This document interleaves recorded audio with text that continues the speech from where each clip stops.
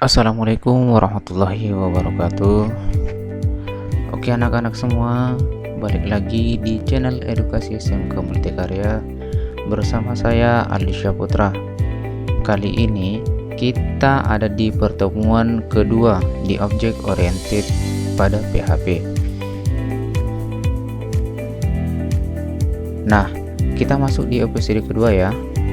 Untuk mulai belajar konsep dasar Object Oriented Programming pada PHP yang dinamakan dengan kelas dan objek. Jadi, kelas dan objek merupakan dasar Object Oriented Programming yang sangat penting ketika kita ingin mulai belajar Object Oriented Programming. Nah, sekarang kita lihat definisi dan penjelasan dari kelas dan objek secara spesifik. Kita lihat kelas dulu ya. Yang pertama itu, kelas merupakan blueprint atau template untuk membuat instance dari objek.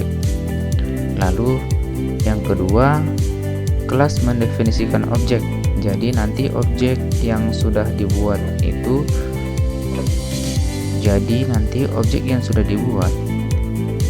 sudah didefinisikan oleh kelas.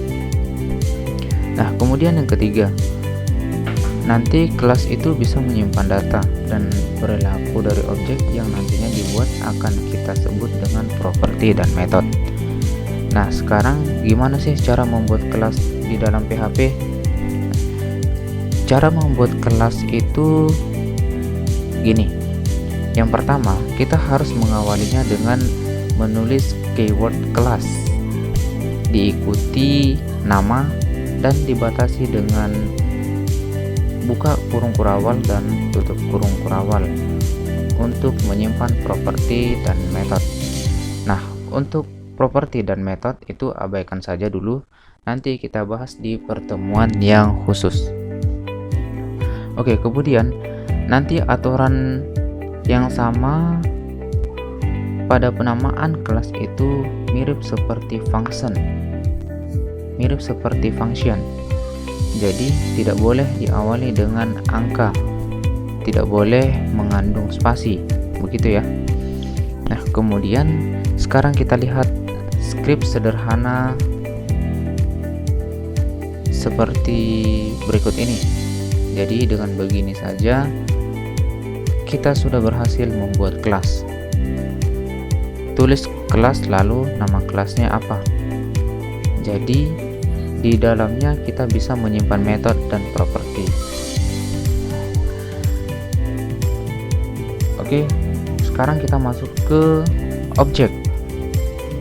Nah, kalau objek itu apa definisinya? Definisinya ya tadi yang didefinisikan oleh kelas, yaitu instance. Jadi tentunya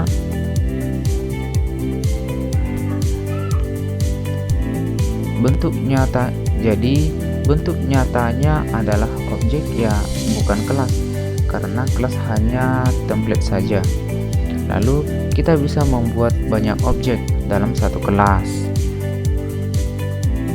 Kemudian